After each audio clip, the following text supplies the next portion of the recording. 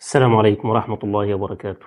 في بعض الأحيان ساعات بتروح مسجد وتجد أن الجماعة الأولى قد انتهت أو خلصت، فعايز تصلي صلاة جماعة تانية، فبتجد أخ بيصلي إمام بالناس، وتفاجأ بأنه لا يحسن قراءة الفاتحة قراءة صحيحة. مش بنتكلم عن تجويد، أنا أصلا لست أهلا لأن أتكلم في هذا الموضوع، ولكن بتكلم على تشكيلها، مجرد التشكيل كما جاءت في كتاب الله عز وجل، كما سنرى في هذه الصورة وهي صورة الفاتحة. تجد خطأ كبير في موضوع الفاتحة ده. كثير من الناس بيقع فيه، إلا من رحم ربي.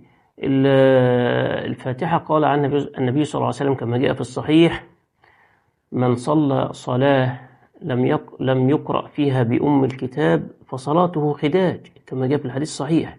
خداج ناقصة. فالفاتحة من أهم الأركان بتاعة الصلاة، الفاتحة من أهم أركان الصلاة. فتفاجأ أنه لا يحسن قراءة الفاتحة قراءة صحيحة. يقول مثلا: بسم الله الرحمن الرحيم، بفتح النون وهي مكسورة كما في الصورة. بسم الله الرحمن الرحيم، الحمد لله رب العالمين، وهي رب العالمين بالكسر، رب العالمين. الرحمن الرحيم، الرحمن الرحيم، يقراها الرحمن الرحيم برضو بفتح. مالك يوم الدين، خطأ، والأصل إن هي مالك يوم الدين. إياك نعبد وإياك نستعين، خطأ، والأصل إن أنت تقرأ إياك نعبد بضم الدال وإياك نستعين.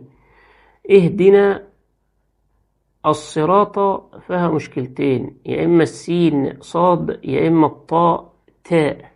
يقول الصراط، الصراط، بيلغي الصاد ويحط مكانها سين، يا إما يلغي الطاء ويحط مكانها تاء، فيقول اهدنا الصراط المستقيم، الصراط المستقيم، وهي الصراط، الصي مش السي، الصراط المستقيم، يجيب السين صاد المستقيم، ويجيب التاء طاء المستقيم.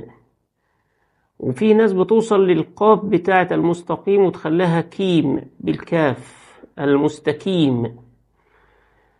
صراط الذين، نفس الموضوع برضو بكرر، السين مكان الصاد والتاء مكان الطاء. صراط انتهى صراط، صراط أو صراط.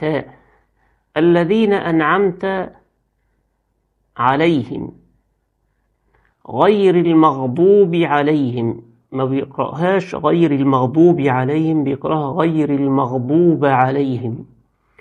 ولا الضالين، ما فيش ترقيق للام، فبيقرأ ولا الضالين، واللام برضو في الآخر لين تنطق، ولا الضالين، لين بتفخيم اللام وليس بترقيق اللام.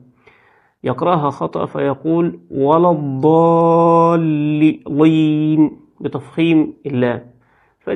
ملاحظة بسيطة حبيت أشارككم فيها، لعل أن ينتفع بها أحد. أسأل الله لي ولكم القبول. السلام عليكم ورحمة الله وبركاته.